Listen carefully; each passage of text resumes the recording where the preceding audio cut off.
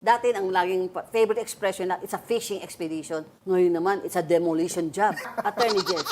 No, it's not a demolition job. An accountability mechanism will destroy reputation if mayroon ka talagang pagkakasala. So that's only incidental. Siyempre, sabihin mo demolition Result job. na lang yun. Kasi nadidemolish ka, kasi may ginawa kang kalokohan. Kasalanan mo yon, tapos sabihin mo demolition job. Kung wala ka namang ginawa, edi you can acquit yourself, you can defend yourself, show up in the hearing. Magaling ka namang abogado, Attorney Sara. Pasensya na po mga DDS. Ipakita mo ang galing mo, Attorney Sara Duterte. Gulatin mo sila, pumunta ka sa hearing. Attorney Jimmy. With all due respect to my fellow lawyers here, demolition job. Very clearly.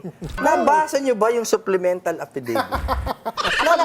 Napakinggan ko lang kasi towards the middle. Yun lang po ang tanong ko sa taong bayan, nabasa niyo ba? At kung gaano kadami doon ng extraneous na mga bagay na pinagsasasabi, pero napakadami doon aimed at the character of the Vice President. I am not speaking as her supporter right now. Logic lang po as a reasonable Tanungin mo man. ako, tanungin mo ako. Ano yan? Anong palagay niyo, ma'am? Sabi ko yung pinakikinggan ko yan, wow, ang galing naman ni Madriaga.